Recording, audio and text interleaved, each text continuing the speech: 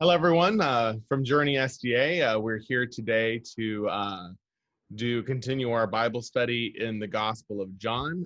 We've been working our way through the Gospel of John, starting from the beginning, now all the way here to chapter 6. In case you don't know who we are, I'm Pastor Adam. I am the lead pastor of Journey Seventh-day Adventist Church in Glendora. And What's up, guys? My name is Jesus Vera.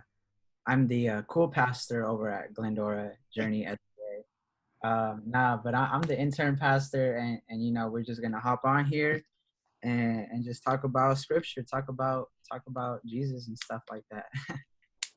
Yep. And so we're going to be talking about specifically today John chapter 6, verses 1 through 21. 24, no? 24? No, 21. Right? Nah, 24. That's where it ends. Oh, I see where you're going with it. You want to go right up to the okay, got it. 24. Yo. Just for the people at home, sometimes with the scripture, they put little headings on places. And quite honestly, the person that assigned chapters and verses, because that wasn't part of the original text, the chapter and verse markers. It was done a lot later by somebody who was very much removed from the original text. And so it can get a little interesting where they decide to end stuff, yeah. And then somebody at some point put in headings for sections and doesn't necessarily do the best job marking different pericopes. Just so you know, pericopes are just short passages of scripture. And so the proper, nomenclature we would use is that today the pericope we're talking about is John chapter 6, 1 through 24. All right, Jesus, you want to kick us off and read the first couple verses of that? Yeah, I'll stop at 5. Sounds good. All right, here I go. What version are you reading? I'm looking at the ESV, but I prefer the NRSV, and that's one thing that that in previous Bible studies I talked about kind of at length is the fact that I like using NRSV the best. I think it's one of the, if not the best, current translations that we have. So I'll just get it on my phone then. NRSV. I should just read Feeding the Whole 5,000, and then you can read Jesus Walks on Water. Okay, you can do that, and then we can just start talking about the section about the feeding of the 5,000. Yeah. Yeah. All right. Here we go. John chapter 6, verses 1 through 15. After this, Jesus went to the other side of the Sea of Galilee, also called the Sea of Tiberias. A large crowd kept following him because they saw the signs that he was doing for the sick. Jesus went up to the mountain and sat down there with his disciples. Now the Passover, the festival of the Jews, was near. When he looked up and saw a large crowd coming toward him, Jesus said to Philip, "Where are we to buy bread for these people to eat?" He said this to test him, for he himself knew what he was going to do. Philip answered him, 6 months' wages would not buy enough bread for each of them to get a little. One of his disciples, Andrew, Simon Peter's brother, said to him, "There is a boy here who has 5 barley loaves and 2 fish. But what are they among so many people?" Jesus said, "Make the people sit down." Now there was a great deal of grass in the place, so they sat down, about 5,000 in all. Then Jesus took the loaves, and when he had given thanks, he distributed them to those who were seated. So also the fish, as much as they wanted. When they were satisfied, he told his disciples, "Gather up the fragments left over so that nothing may be lost." So they gathered them up, and from the fragments of the 5 barley loaves left by those who had eaten, they filled 12 baskets. When the people saw the signs that he had done, they began to say, "This is indeed the prophet who is to come into the world." When Jesus realized that they were about to come and take him by force to make him king, he withdrew again to the mountain by himself. All right. So this is a very well-known miracle of Jesus that we see in I believe all of the Gospels, actually, to some degree or another, varying numbers of population. And here, 5,000, and then oftentimes people will colloquial say, because oftentimes they would say like 5,000 men, because they wouldn't even be counting the women and children in the crowd. So it's possible that the number might be larger. Whatever the case may be. Now it's interesting because Passover is about to happen here. And so one of the things that some of the commentaries talk about is how the numbers on the roads would have been inflated during this time, because a lot of pilgrims were actually heading to Jerusalem to take part in the Passover. And so that might actually be one of the reasons why Jesus, honestly kind of stumbles upon such a large crowd, maybe larger than he's used to on a regular basis. Because it's interesting that what I love is when John mentions certain details like that, like, oh, well, the Passover is near here. And then perhaps maybe as a way for John to explain, now, guys, you might be wondering why there are so many people just out here randomly on the other side of the Sea of Galilee. This might be why. Anything else you want to add to that, Jesus? Or? Yeah, I mean, that's just kind of like the context. Yeah, that was like one of the first things that stuck out to me. I was like, oh, we have to remind ourselves that it was most likely more than like 5,000. So that just, I appreciate the context. But there's a bunch of things that like just start, like, I don't know, like there's a bunch of things that just come to my mind, and I don't know, maybe I can bring some of them up and then you could just walk me through them. Yeah. So I guess one of the first things that comes to mind is, well, like I said, there's a lot. So my mind is still kind of processing some of them, but kind of like when Jesus asked the question to Philip, he's like, hey, like, what are we going to do? Like, where can we find bread? And then Philip is like, dude, like, you're tripping. We need to work at least 6 months, just enough for everyone to get a little bit. Mm-hmm. But then comes Andrew and he's like, oh, we got 5 breads and 2 fish. Like, I don't know, like maybe that kind of just speaks to like the character of like discipleship and like the character of like just being Christians. Like even though like, what are you supposed to do with 5 bread pieces and 2 fishes? Like just honestly, what are you supposed to do? Well, and it's interesting because and I think you're looking at an interesting part here, because I think the first question we have to ask ourselves is, why did Jesus ask Philip in the first place? Yeah. Right? Because, I mean, how many disciples does Jesus have? Yeah, 12. And Jesus specifically asked Philip, hey, where are we to buy bread for these people to eat? Now, a little bit of background here is we believe that Philip came from Bethsaida, which actually isn't too far away from here. So essentially, Philip is a local, right? And I think it's interesting because Jesus asked him, and Jesus is asking him very specifically as a test, which I find interesting, right? Because, I mean, think about what a lot of the Pharisees do to Jesus throughout his ministry. They ask him loaded questions in order to test him. Now, what they're testing there is they're not really testing him. They're trying to make him say something that will incriminate him so that they can, bring charges against him.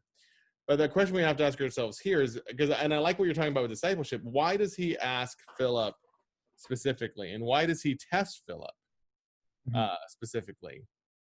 And I think you're onto something there, right? When it comes to discipleship. And maybe what Jesus is doing is Jesus is trying to have a teaching moment with Philip.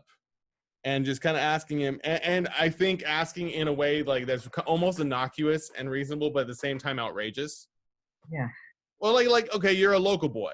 Okay, cool. So, like, for example, I went up to visit you up north, and I'd be like, hey, man, I want to go get some tacos. Where should we go? I'd expect you to know. So, yeah, I guess, like, yeah. And kind of like the way I'm seeing it, too, is like, like just like in discipleship, like we have the option to view things like right, to view the glass half empty or half full. And even though like Andrew came to him with like, right, these kind of like, what is that supposed to do? It's still a better option than, hey, we have to work 6 months straight in order, like, he was kind of, Andrew just kind of came like, hey, we got this, like, what do you want to do with this? Mm-hmm. And so I think that's just like, Philip was just not, he was probably viewing it kind of like half empty, if you know what I mean. Right. Well, yeah, and I like how you're saying that, because I mean, our perspective, our perception, our outlook is incredibly important when we're dealing with things. Mhm. Another way to put it is Philip was looking at the problem. Yeah, Andrew was looking for a solution. yeah, dang, yeah. And so what we have here is we have Jesus comes to Philip and goes, "Hey, man, we've got hungry people. What do we do?" Now, this is interesting, right? Because what if Jesus is asking the same question to Christian communities today? Shit. There's people in this community that are hungry. Yeah, What are you gonna do about it? yeah. Where do we find the bread for these people to eat? And then where does our focus go? Does it go to the problem? So did we ask, well, why are they hungry? Well, why don't they have resources? Well, why this, why that, why that? Or do we come like Andrew, kind of like, hey, we may not have all the resources, but we're gonna come up with a solution one way or the other. At the That's, very least, we have the desire to fix it, right? And it's interesting because the reason why the crowd is following Jesus in the first place, something we shouldn't neglect, is they saw the signs that he was doing for the sick. Now, if you remember from the Gospel of John, signs are incredibly important yeah. because in the other Gospels, faith produces miracles.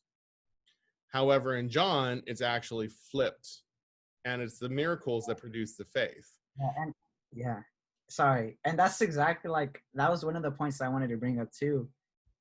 Verse 2, it kind of says that this crowd was following him because they saw the signs that he was doing. And then verse 14, it says they saw the sign that he had done, and they said, this is indeed the prophet who is come into the world. So it kind of is like, okay, they saw Jesus healing the sick, but their need hasn't been met. And it isn't until their need is met that they can truly say, oh wait, this is God. Like this is the Messiah. Mm-hmm. So what you're saying, like miracles produces faith. That's interesting. Well, and again, taking it back to looking at the problem or the solution. Yeah. A lot of times we as Christians, we actually flip the Maslow's hierarchy of needs, which I think is a valuable tool to use in a lot of our conversations, where we come to people who are hungry, or we come to people who are sick, or we come to people who are suffering in some way or another. And we try to get them to self-actualization first. And we're like, okay, well, come to a place of self-actualization, aka belief, and then we'll give you the resources. Right? Then we'll feed you, then we'll do this, then we'll do that. In fact, this happens in evangelism in a lot of places in the world, where people get baptized at every event because they get given free food and free healthcare and stuff in the process. And so I find it interesting, though, that Jesus is kind of like, Jesus isn't even talking to them about anything. Jesus hasn't even really, like, all he does is he sees the crowd, right? Yeah. Yeah, has done nothing yet. Mm-hmm. And he sees all these people, and he goes to Philip and he goes, okay, if anything is going to happen here, we got to feed these people first. Now, why? I didn't even notice that. That's crazy. And it's interesting that the Passover is coming near, right? And I think that John might have mentioned this for more than one reason. Mm-hmm. One is to explain why there are so many people on the road. Mm-hmm. Two, what is Passover celebrating in the first place? Right? It's celebrating liberation. Yeah. It's celebrating God meeting the people where they're at and taking care of their very basic needs. Mm-hmm. And so I wonder, and not to mention the fact that we know what happens when in the final Passover before Jesus' death, we see Jesus actually institute the communion. Yeah. Now, what's interesting is that in the Gospel of John, that is the one story that does not show up in the Gospel of John. Hmm. Jesus washes their feet, but if I'm not mistaken, Jesus does not actually do the communion with his disciples in the Gospel of John. Why do you think that is?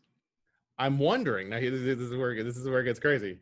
I'm wondering if that's because, in a sense, it happens here.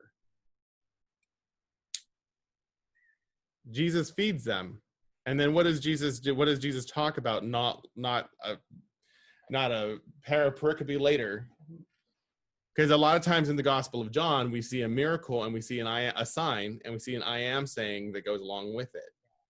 So here he feeds 5,000 people. I am the bread of life, and it talks about what eating him in order to live forever. Yeah. And I'm wondering if this, in a sense, was a communion. Where he brings the crowd together and he feeds them, and in the feeding says, this is a symbol for what metaphysically I want to do for you. Yeah. And I wonder if partly I wonder if partly John was like, well, 3 other gospels, because remember, we believe that John is the last one written. I wonder if John's like, look, 3 other people covered the Last Supper, so we good. We can do but nobody covered the foot washing. Let's do that, right? You know, what comes to mind when you say that? It's the readaptations of Spider-Man. Right. Like, Well, that's a good point, right? Because there's some stories that get covered, and there's some stories that don't get covered, and there's some stories, and like in the Spider-Man things, that shouldn't be covered in every single one of them, but has to be covered in every single one of them, even though it's a bad storyline. John kind of does what Straczynski should have done, and said, "Nah, we're not going to do this storyline. It's been done and overdone. I'm doing something else." John is basically the Marvel directors, right? Yeah, I'd say better then, but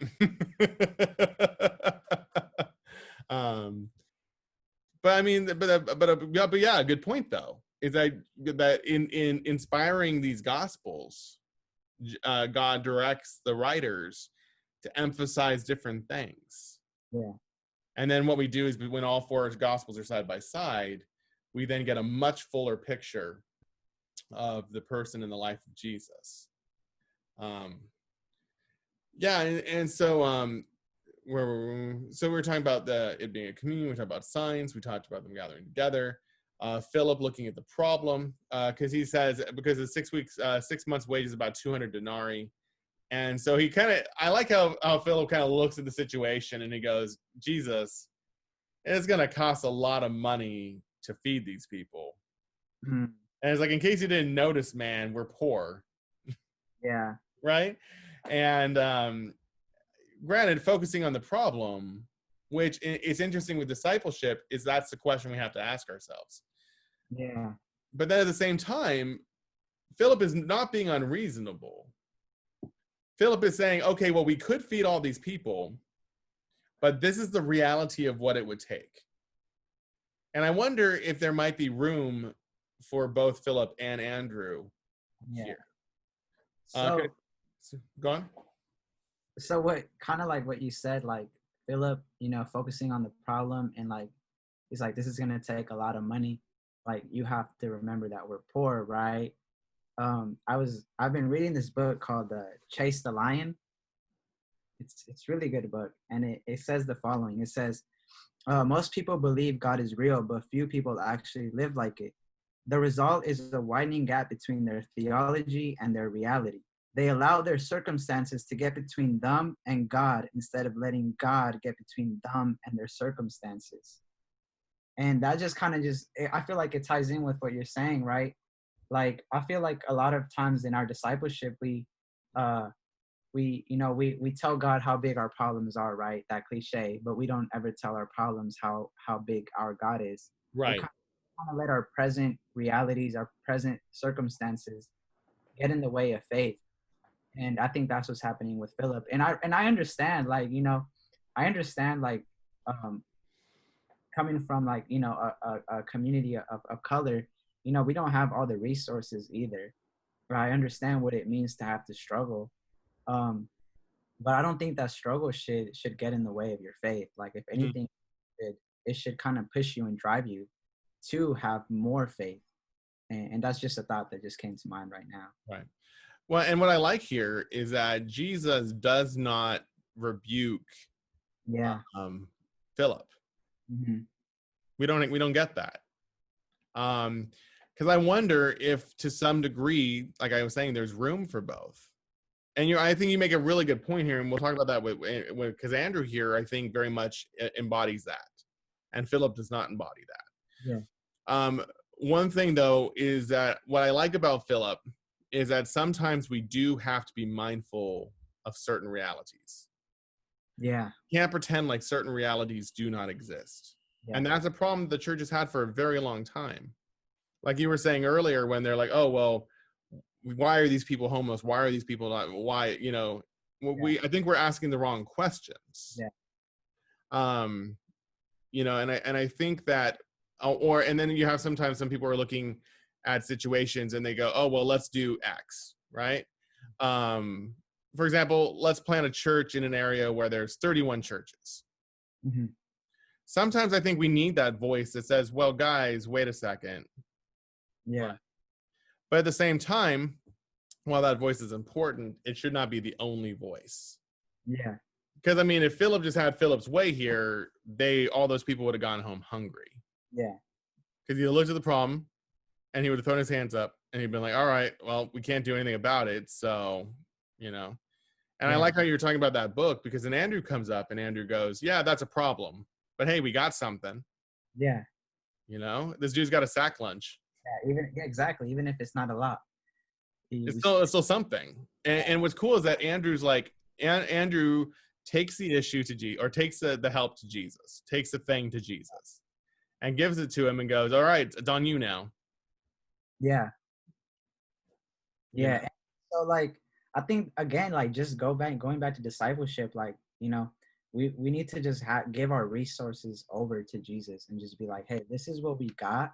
We may not be the biggest church in the community. We may not have all the resources, but this is what we got. And we're going to trust that you're going to feed the 5,000, right? 5,000. There. Yeah.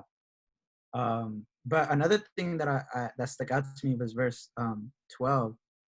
Now I'm gonna do something that hopefully isn't too risky. So verse 12, it says, when they were satisfied, he told his disciples, gather up the fragments left over so that nothing may be lost. So obviously the first thing here is that, God doesn't just feed us, and until God feeds us until we're satisfied. Like, I think that's just speaks of God's overflowing love.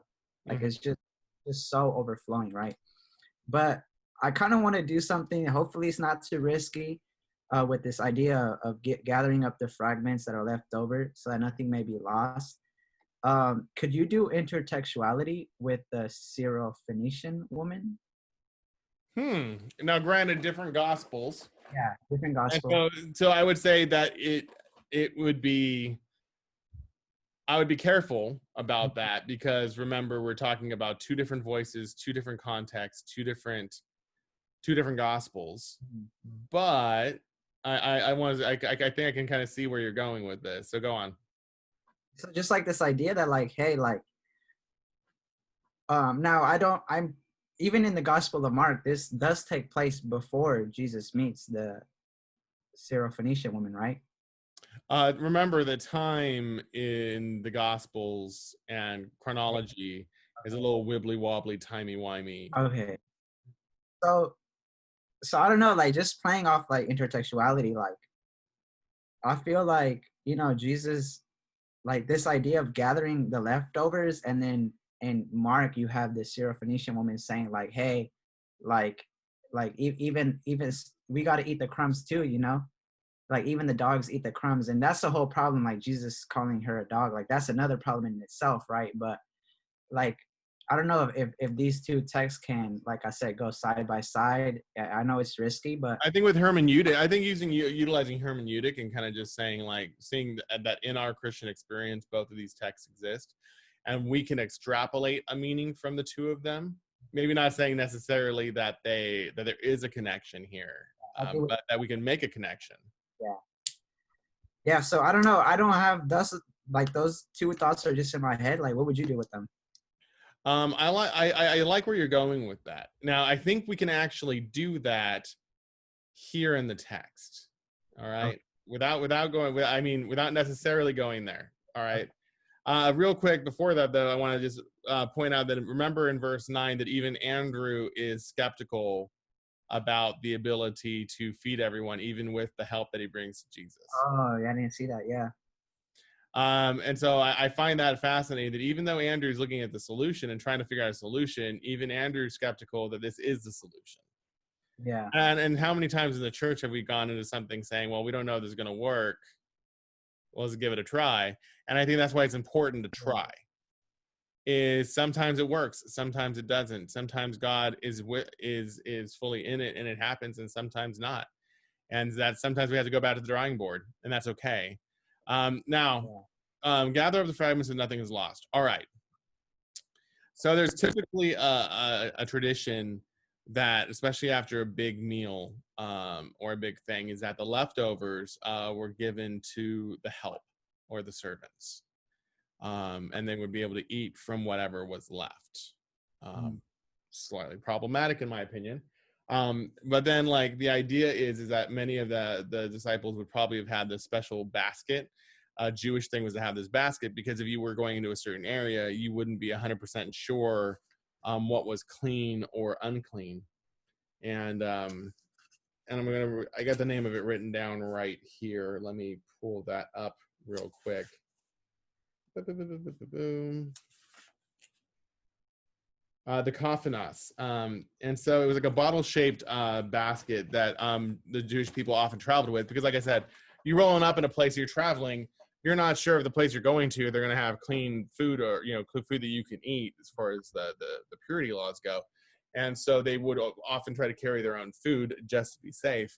And so it's possible as each 12 baskets, one for each of the disciples who, if you think about it, are the ones actually helping to administer the meal to everyone. Yeah. Right. So first the crowd eats. Then those that are serving get what's left.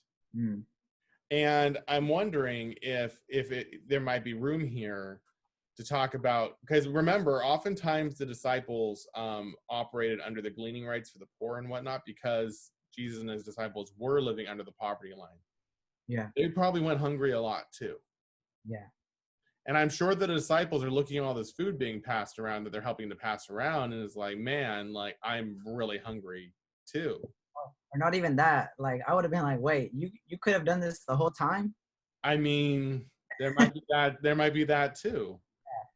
Well, and remember, and it's interesting here that we see a scene where Jesus is so freely doing this when now be careful about going to different gospels and whatnot. But in the temptations, Jesus is tempted to turn stones into bread. Now, the reason why I'm okay doing this is because in all those gospels too, we have this same story, right? You see that's where the difference is because we have that story in those other gospels. I believe that could be a fair parallel to make. Because if you just go to any one of those gospels, well, Jesus, you're feeding all these people. You're turning essentially stones into bread. Yeah. Right? You're doing the very thing that you were tempted to do. Yeah. And so Jesus feeds all these people, but then it's interesting that Jesus not only feeds everyone who's there, but then there's leftover too. Yeah. And I'm wondering if that means that there is room for everyone. Yeah. You don't have to do anything to earn it. You don't have to be any particular. You don't have to be one of the ones sitting. There's plenty left over. Yeah. And maybe it's also a reminder to those that are doing the workers, that sometimes about maybe like we could throw in some clergy self-care and stuff like that into that too. That like, even after you're done doing all this serving, here is something for you too. Yeah. That you're not left out of this. Right? And maybe it's a reminder to us to not neglect anyone who might be, quote, left over. Yeah, that's good. Yeah. Or maybe it's a call to us as a church to look for those in society or others that have left over and gather them together. You know? So I like where you're going with that, the Syrophoenician woman. So I think that within the text, I think we can definitely draw some parallels there, Yeah. And make that point. I like that he makes them all sit down and like it's kind of organized about it. I think that's fun. And what's interesting though is and an interesting point here is the reaction that the people have to when Jesus does this, right? Mm-hmm. What is their first instinct after Jesus? Well, maybe second instinct, but what's their first instinct after Jesus feeds them? To declare something? Well, they declare that he's the prophet, yeah, but what did they want to do? What was the action they wanted to take? In verse 15. Okay, sorry, I wasn't even looking at that. Oh yeah, they instantly wanted to give him this kind of like this, like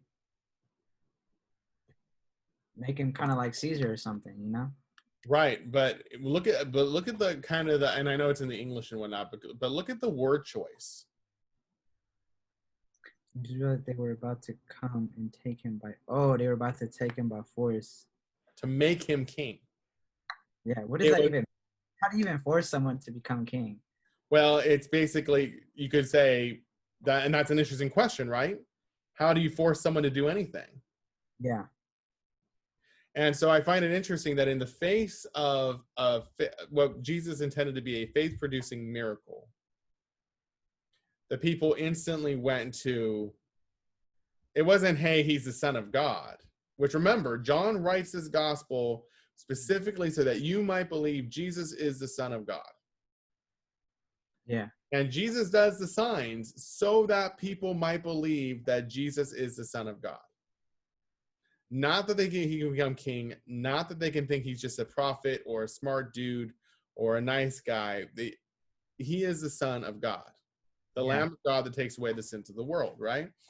And so it's interesting that the people's reaction to this, I think they missed the point. Now, I don't blame them necessarily. I get it, because you have a bunch of people living below the poverty line. You have an oppressed people, and they see someone who can do these miracles that can feed people. With barely anything, can feed 5,000 people. Why wouldn't you put that person in charge politically? Yeah. I think this tells us two things, really. The first thing, though, is that with Jesus, they were seeking the wrong thing. They wanted to focus on the immediate physical needs, which I get. Jesus wanted to talk about something more. It's almost like Jesus wanted to get this out of the way so that Jesus could share more with them. Yeah. Okay, feed them. Let's take care of their basic needs. And then that way that we can have this self-actualization moment. But they're still stuck on the, oh man, this dude can make bread. Right? Yeah. So just like off that first thing, right, of like meeting people's basic needs first. Like, I don't know, like this is more like just like personal struggle for me. It's like I'm finding it a lot harder to I guess like to proclaim, the good news. I feel like a lot of people in our current society are just like, they've heard the same story. A lot of people don't even believe in the scripture, right? So I kind of feel like a lot of the times, like, if I'll repost something on Instagram, or if I'll go and like, say something, or like even this Bible study, right? I get it for like people like us, like, church folk, like, this is powerful and this makes a lot of sense. But like for someone else, like they'll see this and they'll be like, yeah, this is pointless. Like, I don't really care about this. So like, and that's where I understand the part of service is what is like super important too. But like, how do you like just encourage yourself to like, hey, I got to talk about it too. I can't like especially right now with COVID, like I can't really go and be of service. So I don't have another choice but to just use my voice. But like I said, people don't want to hear this stuff. So like, I don't know, like that's just something that I've been like is going through my head more recently, and I'm just like maybe focusing on the problem, right, and not the solution. I don't know. What do you think? Well, first I would say St. Francis once said, preach the gospel to all the world, and if necessary, use words. Yeah. And I think that that's an important thing to keep in mind. I think that what COVID can do in this season of COVID, and not saying that this is the reason why, I don't even want to get into that sort of thing because I think that that theology can get really monstrous. We're here in this season. The how is almost irrelevant. We're here. And we're in a situation where many of us have had to reevaluate and redefine and remeasure and reevaluate how we do things, right? Honestly, man, this is something that we as a church should have been doing years ago. COVID forced us to. COVID forced me to figure out a lot of this tech stuff and trial and error, and forced me to branch my ministry out in different ways. We should have been already doing that. And a lot of us kind of got complacent, and a lot of us kind of got comfortable doing things the way we were doing things. What if when we get back as a church, when all this is over, we radically redefine what church is and what church does and what Sabbath looks like? Yeah. What if we have a service element every time we get together? Because we come to realize, especially in a season like this, now granted, I think that maybe, again, like you said, looking at the solution instead of the problem, okay, we want to serve people, but we have to keep in mind safety and all of that. And not just safety for us, but safety for others too, as far as, and that's what a lot of people don't understand, that even the act of wearing a mask is a statement of love. Yeah. The not having live church services is actually not an act of faithlessness, but an act of love. Yeah. And that we're serving our communities by helping to stop the spread of COVID-19. And so part of it is right now, that's part of it, is our etiquette and our behavior during this season is part of the way we serve people. Are we wearing masks? Are we keeping 6 foot distance? Are we not throwing large gatherings? Are we not going to movies, theaters, and salons, even though I know a lot of that's closing down again, and good. Are we doing these things? Because that is one way right now we can serve our communities. And I know people, and I know I love that old preacher that talks about how he used to imagine what his martyrdom would look like. You know, and he talked about in this southern drawl, you know, oh, they'd put me up against the wall. I don't know if you watched that in homiletics. They put me up against the wall and they'd go, ready, aim, fire. And I'd be, you know, talking about being a martyr. And he's like, I never thought that I'd be this old because I thought I'd been martyred before now. And he's like, what do you do when the sacrifice that Jesus asks you to make is not the one-time non-refundable sacrifice? Yeah. What if it's a lifetime of small sacrifices? And that's why I like from Hamilton so much, you know, because that's the thing that's trending right now. Where Hamilton where Washington goes, you know, dying is easy, living is harder. And it's this idea of how do we find meaningful ways to serve our communities with all of these difficulties around us? Yeah. And I think there are. And that's one of the things that I want us to start actively looking at is how can we actively serve our community at the same time serving our community by keeping our community as safer by these things that we're doing to prevent the spread of COVID. Yeah. Because certain things don't stop with COVID. Homelessness doesn't stop. In fact, homelessness is getting worse because our beastly capitalistic system is, the birds are coming to roost on that. And all of the problems in these systems are being exposed in the light of something like this. And homelessness is on the rise. Unemployment is still really high. And so we're dealing with all of these different issues. And the question is, what can we do in the face of it? What can we do in the meanwhile? Right? Again, maybe that's part of what we have to do as a church is we have to really redefine the way we do church. Because I like what you said. I like what you said, man. Like at the end of the day, what does this Bible study do for a lot of the people in my life? Yeah. Would a lot of my friends sit here and watch this? Probably not. Yeah. And that's okay. People will watch this, but not them. All right. So what do we need to do then? What's a meaningful way we can reach out to them and do something and meet them where they're at? Because remember, what's interesting is they follow Jesus, right? They kept following Jesus and they're trying to get a hold of Jesus. And then Jesus lets them come, right? And because Jesus stops and Jesus meets them where they're at here on the road. And Jesus meets them hungry. Jesus doesn't say, hey, go get something to eat and come back. Mm-hmm. Jesus says, hey, let's feed them. They're hungry right now. Before I do anything else, let's feed them. Yeah. And I'm wondering if that's what we need to do. And what we need to do is actually have honest, transparent conversations with whatever our community looks like, right? So our friends or our loved ones or the people in our spheres of influence, because all too often as a church, we kind of assume what they need, right? Yeah. Yeah. And we're always like, hey, like you should read the Bible more, and you should go to church more, and you should go to these, and you should hear this sermon from this rando on YouTube, right? Yeah. And let's just be real. I mean, how many times if somebody posts me a video, like I kind of am obligated as a pastor to watch it, but how many times do I really want to?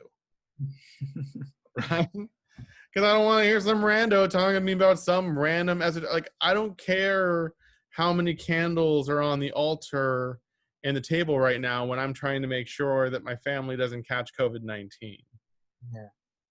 Where I'm looking at, where people are looking at their jobs and wondering if they're still going to have a job the next week or the next month if there's another stay-at-home order. The last thing they care about is the significance of the showbread in this particular location of the blah, blah, blah. Yeah. Right? And maybe that's good here. Maybe this is what the story reminds us of. Jesus doesn't talk anything theological in this whole thing. All he does is bless the bread and pass the bread out. Yeah. And I think there's something really important there. Yeah. Maybe that helps with that kind of thought there. Yeah, that does. I guess to summarize, feeding the 5,000 and our calling as Christians today in our present context, and like how can we serve like our loved ones and those around us in the midst of COVID. Like just to summarize, just order some Grubhub for someone. I think really, yeah, like just without just asking for their address, be like, hey, I need to get you some food. I think that's such a practical way, right? And just sending out messages, letting people know, reminding them that like, hey, like if you need anything, I know we can't physically be together, but like I'm here for you. And focus less on the theology and just focus more on the reality of service, right? Which in turn turns into theology. Yeah, that's good. Yeah, because theology happens when community is present. Yeah. And theology happens, and I think good theology happens when all of our basic needs are met. Yeah. And because I mean that's the problem, and the problem in this system is you have the people on top, like all this. Because have you ever seen those things like the habits of people, like really rich people, what they do, how their day looks, and everything? And they're like, they have all this time in the morning where they like reflect on the day and they plan out their day, and they're like focusing, like I have the tiger business or whatever, and I'm like, yeah, man, because you don't have to worry about any bills because you've got enough money to take care of all of that. You've got a really nice place you're living that if anything goes wrong with it, you can get it fixed, no problem. You've got people that are taking care of like your needs. You got either a cook cooking for you, or you've got like you can afford to get some sort of thing that you don't. basically, like when you get up to a certain level, like by cutting out those choices, it's almost like a privilege and a luxury, Mm. right? Because you have people that are living under the poverty line where there are so many decisions that they have to make on a regular basis that self-actualization's a pipe dream. And they get decision fatigue before they can even get. So then you got people rolling in on Sabbath or rolling in on Sunday or whatever the case may be, or rolling into prayer meeting, like done. They're tired and they don't have anything left, and they just want to have some hope. And that's why I'm like, nah, man, we need to. I think what Jesus is saying is we have to take care of the basic needs of people, and once we do that, then we can have the theological conversation. Yeah. And COVID doesn't change that. I like how you were saying that. COVID doesn't have to change that. Yeah. If we know a family's struggling, we can order pizzas and get them delivered. Yeah. As long as they're cheese pizzas. Right. Because anything else might be because God forbid you put pineapple or something on there.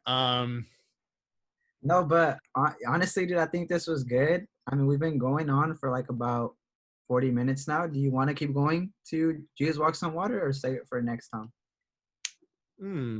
Yeah, you know what? I think we've left with a really good, a really solid point here. And I don't want to muddle the water, pun intended, with the next part.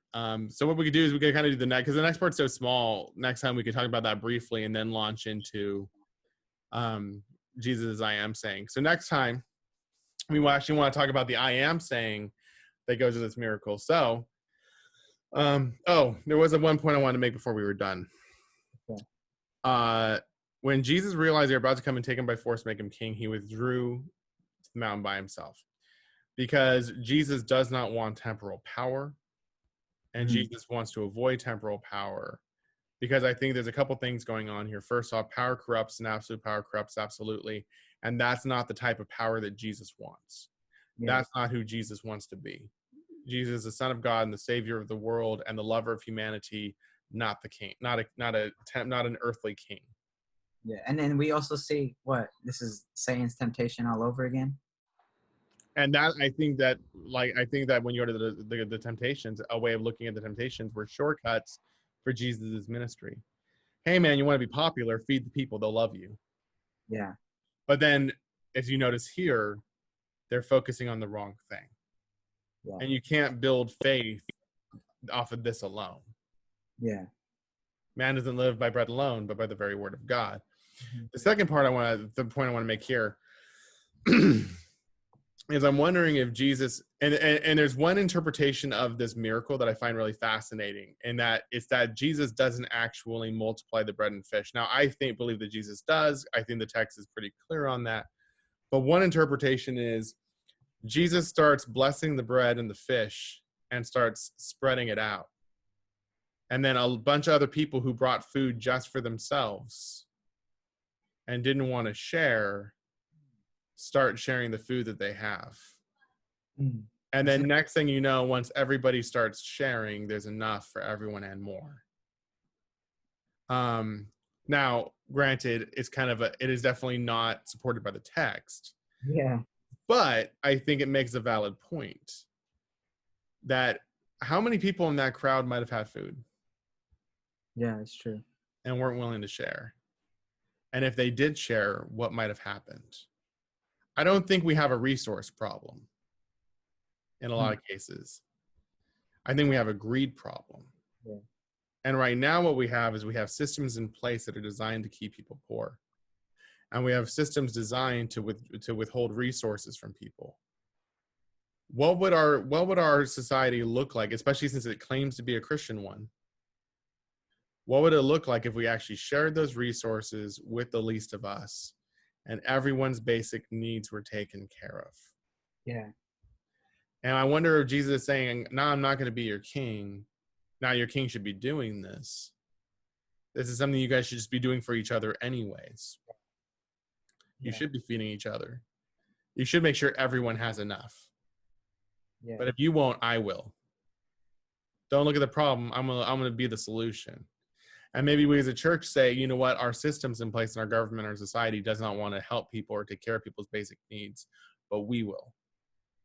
And that's one way we can stand against the beast, and we can stand against the forces of the devil and evil, is we can say, we will take care of people. Yeah. I say, like, regardless, this passage is one way or the other, it's a calling to service. Yeah. And I think that with using both of those and saying, hey, what is the likelihood of 5,000 people showing up here? Not anywhere close to Jerusalem, often most likely heading to Jerusalem for the Passover celebration, and none of them have food on them? That's true. Like, that seems suspicious. Yeah. Because it's a long enough journey that they should have something. Like, the boys' sack lunch isn't great. Barley bread at the time wasn't regarded as anything great. And it was probably little sardines that were pickled, most likely, because fresh fish fresh fish didn't travel well. So, I mean, he honestly has like his little sack lunch of like dry bread and pickles to kind of choke it down with. And Jesus feeds the whole crowd with that. Mm-hmm. And maybe another thing to take from this is we often question the type of service we give. Oh, is this good enough? Oh, is this the right, you know what? You don't know until you do it. Maybe oftentimes we stop ourselves before we start by thinking that whatever we're offering isn't good enough. Yeah. And maybe Jesus is saying, you let me determine that. Just bring whatever it is you're going to bring. Bring whatever talents, bring whatever resources you have. That's why I read to the boys all the time, the stone soup stuff and the variants of stone soup, where the people come into town and they have the guy comes into town, he has the rock. Yeah. And then it's like, you know what? All I need is to make all the soup is this rock. And everyone's like, what are you talking about?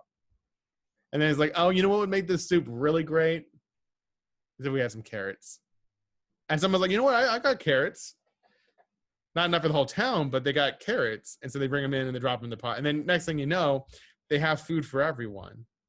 Yeah. And the rock did nothing. The rock was the insignificant part of it, but it was a catalyst for change. Yeah. And I'm wondering if sometimes we have this stone and we're like, I don't know what I can do with this. I don't know if I can, I don't know what difference this is going to make. And Jesus goes, well, in my hands, watch. Yeah. In my hands, I'll bless it. And something's going to happen. Mm-hmm.